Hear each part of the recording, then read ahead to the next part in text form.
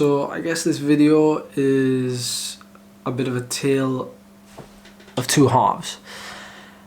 First up, the good part.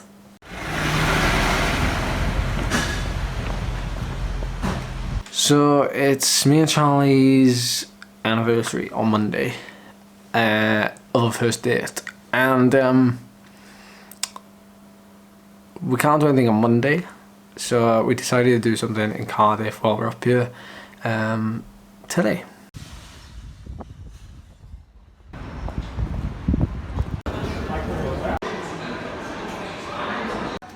glad I prepaid for the tickets now because it is heaving in here.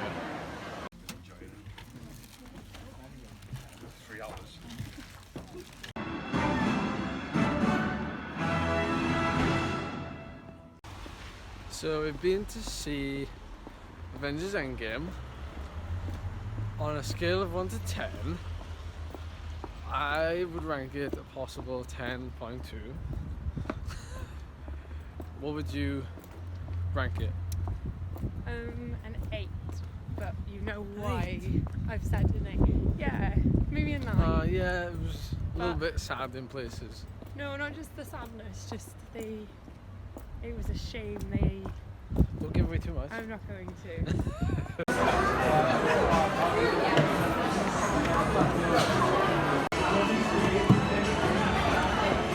Are you jealous? Yeah.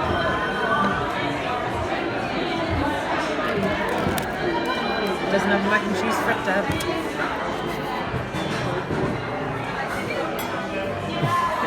fritter. Salted caramel cheesecake.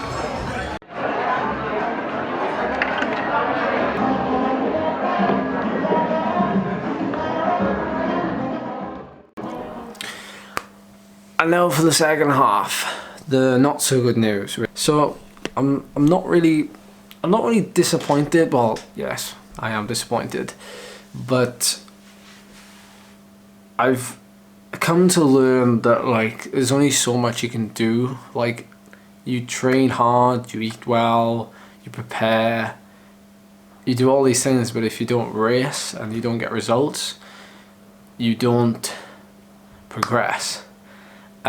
It's weird because I'm one of these people that actually like seeing progress in myself, and I don't actually have to race to see progress, because I'm comparing myself to other people.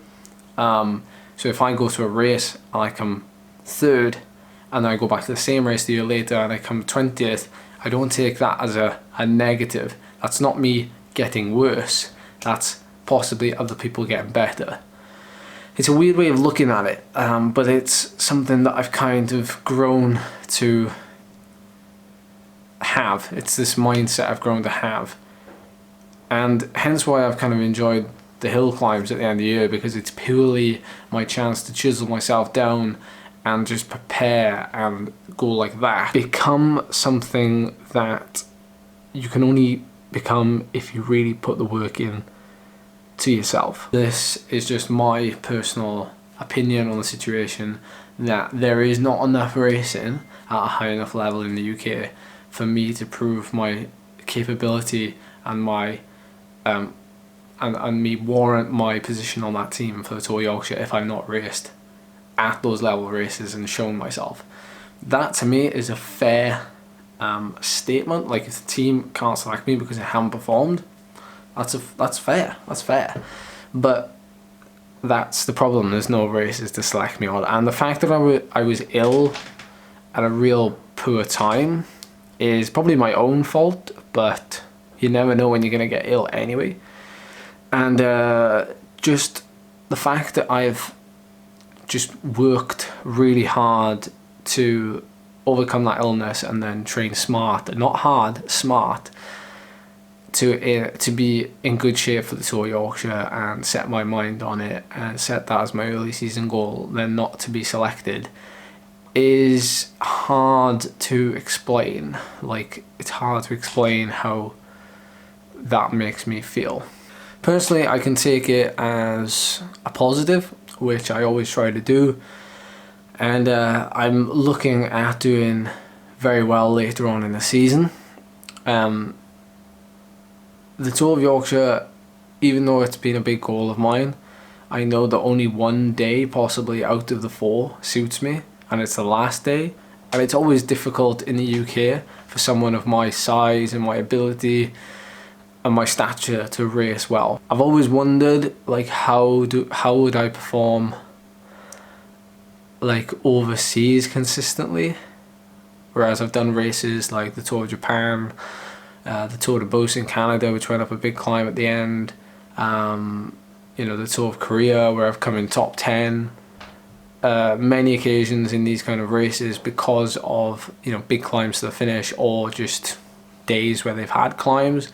And I'm not saying I'm a good climber, I'm just saying that I enjoy those races, and I actually tend to, I don't know, just go a little bit better out there.